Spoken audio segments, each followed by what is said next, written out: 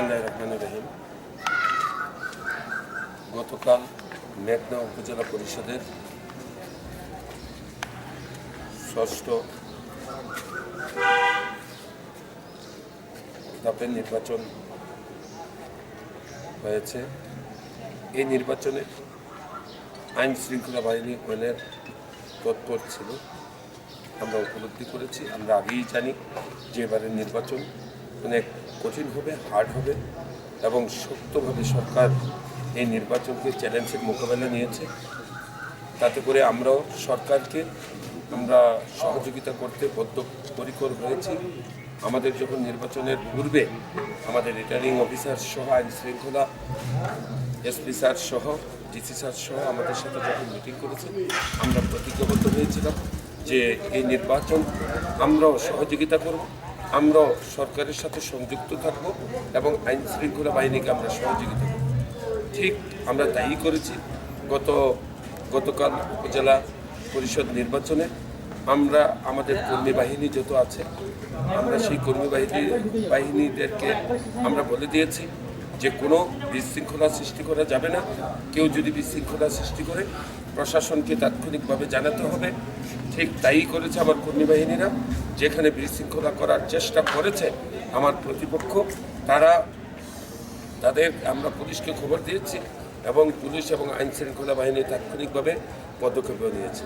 বিশেষ করে পুলিশ বাহিনী, ডিবি সহ, র্যাব সহ, বিজিবি সহ সকলকে আমি ধন্যবাদ জানাচ্ছি যে টেলিফোন করার সাথে সাথে আমরা তাদেরকে হাতের নাগালেই পেয়েছি, কোনো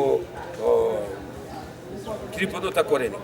সো আমি তার পাশাপাশি মেঘনা উপজেলা অনেক সাংবাদিক গিয়েছে, জাতীয় পত্রিকার সাংবাদিকগুলি সহ স্থানীয় সাংবাদিকরা আমাদেরকে যথেষ্ট পরিমাণ সহযোগিতা করেছে।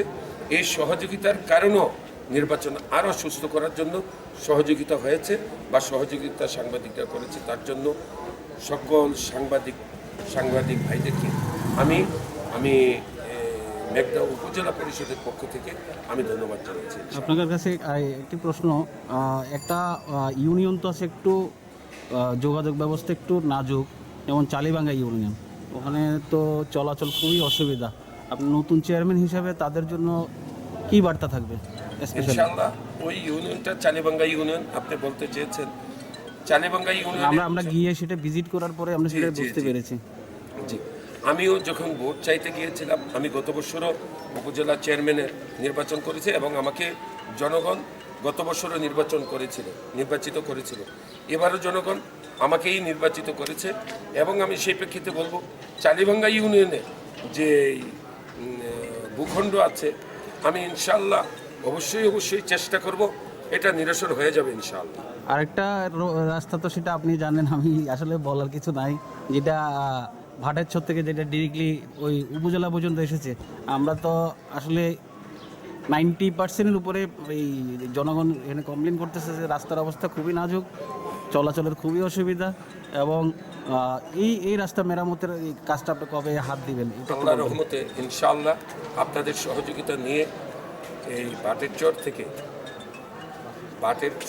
থেকে মেঘনা উপজেলা পর্যন্ত যে রাস্তাটা বেহাল দশা, এই রাস্তাটা আমি শপথ নেওয়ার ঠিক 3 থেকে 4 মাসের মধ্যে আমি এই রাস্তার কাজ ইনশাআল্লাহ চালু করব আল্লাহর রহমতে। আর আপনার কাছে সর্বশেষ প্রশ্ন, আপনার মেঘনা উপজেলাবাসী যারা আপনাকে ভোট দিয়ে নির্বাচিত করেছে এবং যারা আপনাকে ভোট দেয় নাই, সবাইকে সমান সুযোগ সুবিধা পাবে আপনার কাছ থেকে? সবার সমান আমাকে কে ভোট দেয় নাই এটা তো আমি আইডেন্টিফাই এখনো করতে পারিনি। সো আমি মনে করি যে মেঘনার সবাই আমাকে ভোট দিয়েছে। ধন্যবাদ, আপনার জন্য অনেক শুভকামনা রইল। আপনাদেরকেও ধন্যবাদ। Thank you.